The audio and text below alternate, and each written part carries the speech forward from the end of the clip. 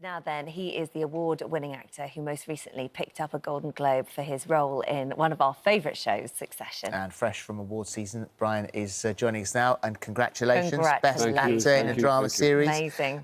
For Succession, for Logan Roy. And it's funny, we talked to you before you went. Yeah. We were so happy that you won it, but you apologised for winning it. I did. I'm a Catholic.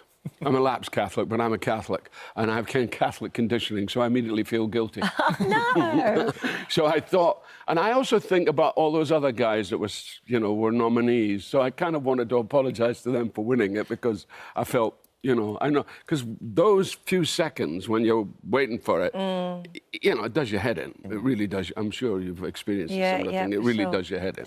Well, you very much deserved it, and I hope afterwards, after apologising to everybody, it sunk in and you celebrated in some way, did you? We did. We had a great... We ended up with the Fleabag company, funny enough. Yeah. Oh, we sort of, the Succession and Fleabag got together. Oh, my God, that's like my two favourite shows. Yeah. Well, it's happening on here as well today, I know, that's true, yeah. Yeah, so we sort of got... So there was a lot of celebration between us, which was nice. And what's lovely also is the family atmosphere between you all on Succession. And I think I think you gave a big old snog to Kieran Culkin. I did. And I did. And it is funny, isn't it, that you have that atmosphere. No, the atmosphere is incredible. I mean, for playing such dysfunctional family, we are totally the opposite. We all just adore one another, and it's probably one of the happiest jobs in all my nearly 60 years that I've done. Right? Yeah.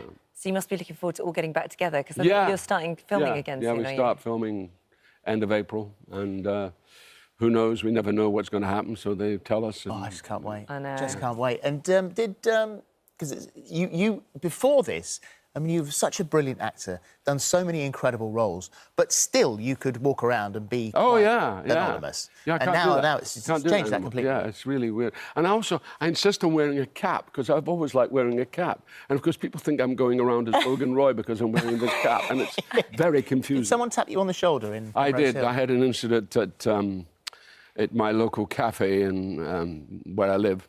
And I was in there, and I just heard this voice behind me saying, we're liking the show. And oh, thank you. He said, no, we are. It's difficult at times, but we are liking it. I said, oh, good, thank you, that's very kind. I said, why is it difficult? I said, well, it's, my wife, she finds it difficult at times, but she's enjoying it, she's liking it. I said, oh, good. I said, and your wife? She said, yeah, Elizabeth Murdoch. Oh. And I went, oh. I said, well... Yeah, I was lost for words. I bet you were. I was completely lost for words. And then his final shot to me was, you will be kinder to her next season, won't you? And I said, oh, yeah, I'm sure we're going to be a lot kinder to her. Oh, wow. Which is funny because, the cast have always said it's not based on anybody. No, it's not. But that's almost an admission that they've watched it and seen it and saw themselves. They do watch it, apparently. But it's... they are an inspiration for it, but they're not it. I mean, as I say, the big difference between Logan Roy and Rupert Murdoch is Rupert Murdoch comes from an inherited business. Logan Roy started with nothing, so he's much more nihilist. Yeah. For sure. So that's kind of the acting side of it, but the other string to your bow is the directing, and you're literally down the road, actually, aren't you? You can throw a stone and you can hit our little theatre. There's this beautiful little theatre, and it was started by this man called Peter Tate. It's absolutely gorgeous. It's called The Playground, and it's in the Latimer Estate. And we had this play that my wife and I did, 4 years ago now, but it's a very contentious play, and we were looking to do it quietly somewhere, quietly, somewhere in London. And my wife, she plays the female lead, and it's a play about what is known as lapidation, and lapidation is stoning, and it's about a woman buried in a hole in the ground up to her shoulders, who is about to be stoned for adultery. And the person who has to do the stoning is the student. She's an English professor, and she's had an affair with her student, and he has to prepare the stones for the stoning. Gosh. And it's a real it's a kind. There's a sort of metaphorical side to it. You know, stoning goes on still in probably about 18 countries, but it's not always mentioned. It's not always talked about. But I think it's all really also about how brutalized women are, and how that still goes on. I mean, we've seen the recent example of this tragic death of this wonderful young journalist, this TV journalist. Yeah. And I just think that is a form of stoning, in a way, kind of metaphorical. Yeah. So I think the play touches on a lot of stuff, and it touches on, and ostensibly, it's a love story. Yeah. Ostensibly, set in this extraordinary. And also it's difficult for the men who are the young man who's born into a cultural mores, who does he go against it or does he accept it? And that's his dilemma as well. And so for you, sort of having that actor's head on, having to kind of change that and then be a director, how does that work? Do you have a preference? Is it hard not to get too involved? I mean, the thing is, I get involved and I hate the fact that I get involved. Really? Yeah, because I'm a stickler for detail as a director. And sometimes I come away from the end of the day saying, I don't want to do this, I really don't want to do this. And then I come back and I go back to it again because I'm somebody who likes to get into the nuance and the detail. That's how I work as an actor, so I kind of transfer that to my directorial skills. In which case, what is it like directing your wife? She's fantastic. Is she? Yeah, she's fantastic. I mean, clearly I love my wife, but as an actress, she is, you don't even have to say hardly anything, just a little thing, and she gets it and does it immediately. And, I found that out when I worked with her 4 years ago. We had 2 manifestations of the play. We did it in Vermont, way up in Vermont, and then we did it in Boston. And every time, she's a very fine actress. She's also half Iranian, my wife. And so what sort of reaction did you get from people coming in and seeing it? Well, it was incredible. In Hardwick, this little town up in Vermont where we performed it, the audience were they loved the play. Yeah. And they were very moved by it, because it's quite a moving play. And it's also got a lot of kind of black humour in it as well. So it's an evening, You say you're incredibly busy. You're very little time off.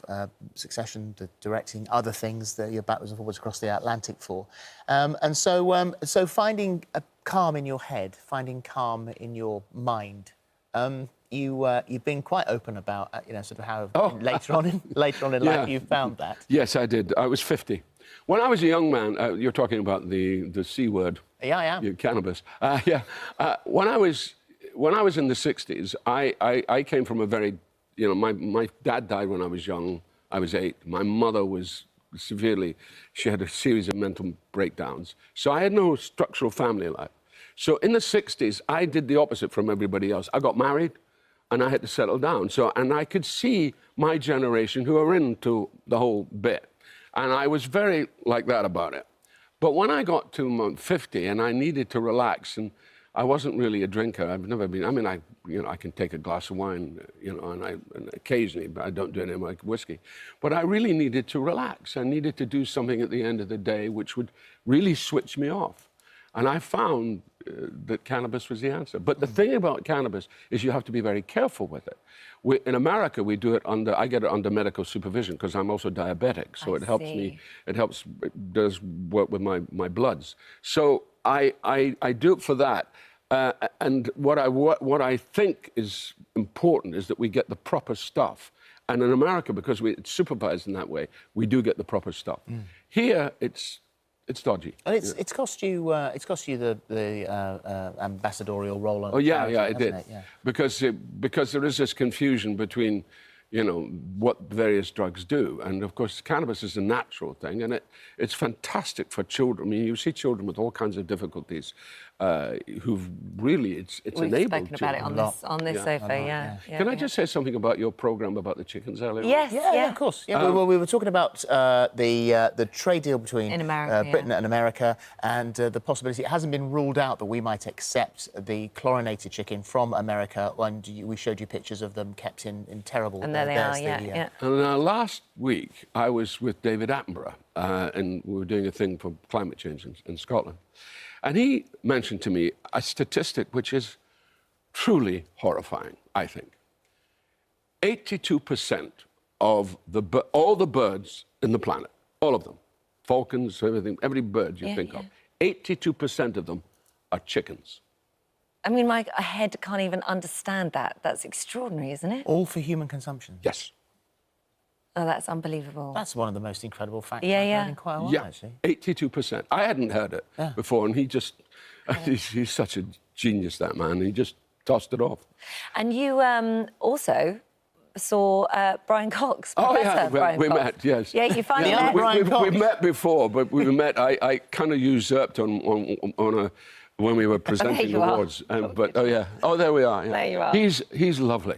He's a sweetheart. Yeah, he's an great man. absolute sweetheart. And a friend, we have a mutual friend, and they put a dinner together, and it was delightful, absolutely delightful. So all the Brian Cox confusion has kind of melted. Yeah.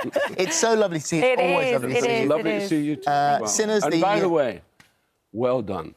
Oh, thank you, Brian. Really, really well done. Thank I was very proud of what you did. I thought that was a remarkable thing, and really, that's Thank something. you. Good, make me cry. Thank you, thank you.